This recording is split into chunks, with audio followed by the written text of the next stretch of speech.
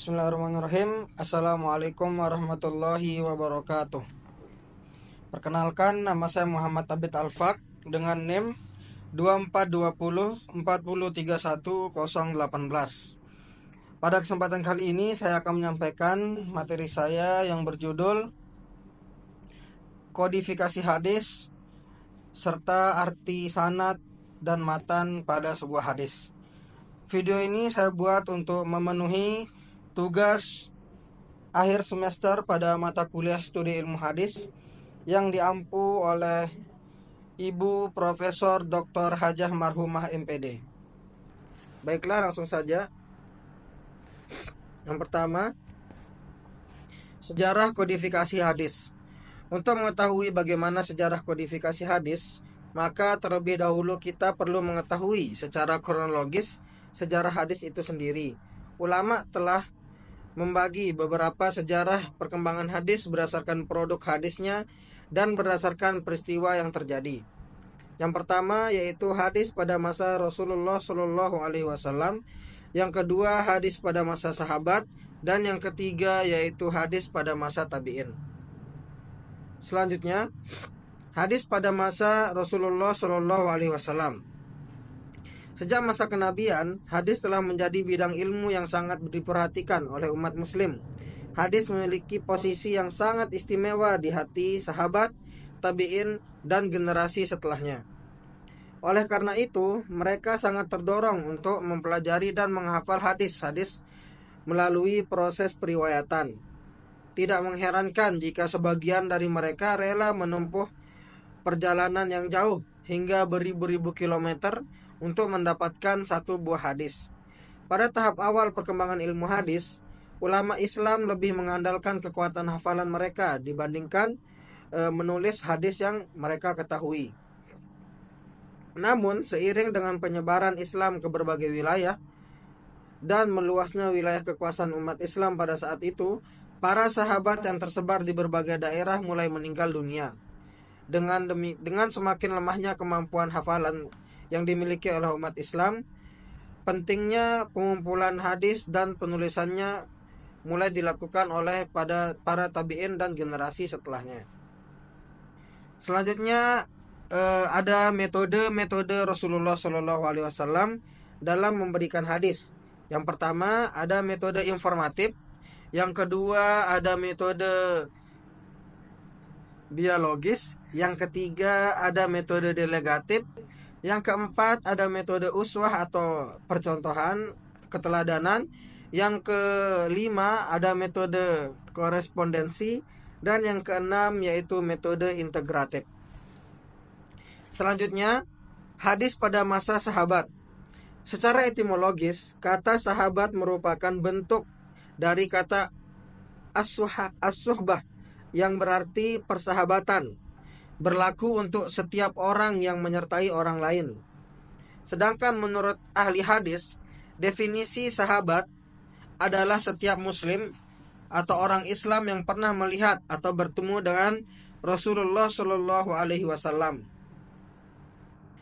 Adapun menurut ulama usul menjelaskan bahwa sahabat adalah setiap orang yang bermujalasah atau duduk dengan Rasulullah Shallallahu Alaihi Wasallam secara terus-menerus dan mengambil hadis dari Rasulullah Shallallahu Alaihi Wasallam secara langsung.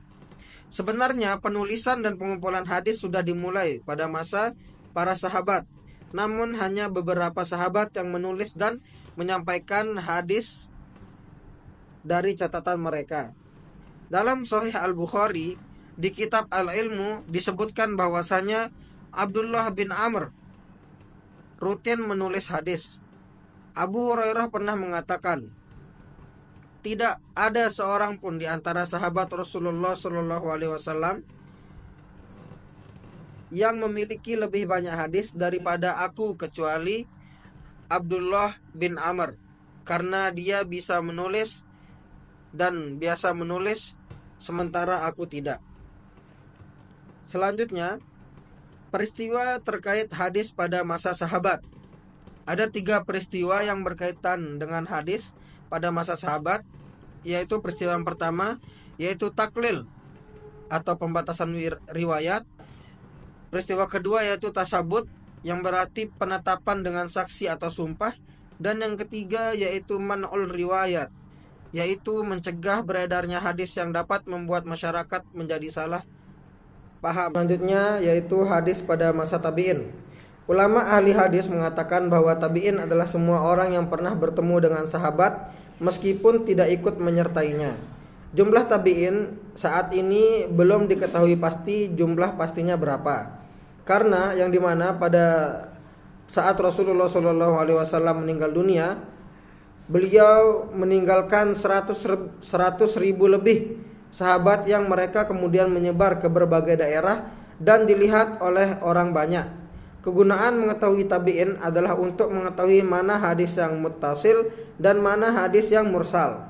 Selanjutnya, setelah masa sahabat, tradisi periwayatan hadis ini kemudian diteruskan oleh tokoh-tokoh tabi'in setelahnya. Pada masa kepemimpinan khalifah kelima yaitu Umar bin Abdul Aziz, kodifikasi hadis secara resmi mulai dilaksanakan atas perintahnya. Di antara yang pertama kali mengumpulkan hadis atas perintah Umar bin Abdul Aziz adalah Muhammad bin Muslim Ibnu Syihab Az-Zuhri, salah seorang ulama ahli Hijaz dan Syam. Setelah itu, banyak para ulama yang menuliskan hadis-hadis Rasulullah SAW dan mengumpulkannya dalam kitab-kitab mereka. Selanjutnya, penulisan hadis kemudian menjadi tradisi para ulama pada abad ketiga dan seterusnya, mencapai puncaknya pada zaman keemasan penulisan hadis. Pada periode ini muncul karya-karya penting seperti kitab Musnad Ahmad dan Kutubus Sittah. Di antara karya-karya tersebut terdapat dua kitab sahih yang terkenal. Al-Imam Al-Bukhari, seorang ulama hadis terkemuka, menyusun dan mengumpulkan hadis dalam sebuah kitab yang dikenal sebagai Sahih Al-Bukhari, dan kemudian Al-Imam Muslim mengikuti jejaknya dengan menulis kitab yang berjudul Sahih Muslim. Selanjutnya, arti sanad dan matan dalam sebuah hadis. Sanad dari segi bahasa memiliki arti al-mu'tamad yang berarti sandaran, tempat bersandar atau yang menjadi sandaran. Sedangkan menurut istilah ahli hadis, sanad berarti at-thariqah al-musilah ilal matni, jalan yang menyampaikan kepada matan hadis. Kemudian matan secara bahasa memiliki arti membelah, mengeluarkan atau mengikat. Sedangkan menurut ahli hadis, matan yakni perkataan yang disebutkan pada akhir sanad, yakni sabda Nabi SAW yang disebutkan setelah sanad pada sebuah hadis. Kemudian ada beberapa faktor yang mempengaruhi variasi sanad dan matan dalam sebuah hadis. Faktor yang pertama yaitu faktor banyaknya jalur periwayatan hadis. Yang kedua, banyaknya periwayat hadis yang terlibat. Yang ketiga, banyaknya kitab hadis. Dan yang keempat yaitu adanya periwayatan bil makna. Selanjutnya, bagaimana membuat bagan sanad?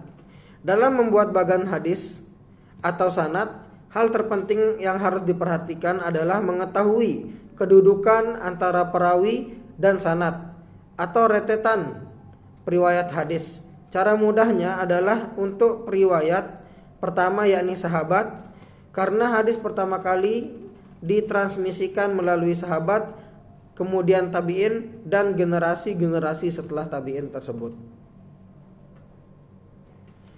Baiklah, sekian video yang dapat saya sampaikan. Kurang dan lebihnya saya mohon maaf. Wassalamualaikum warahmatullahi wabarakatuh.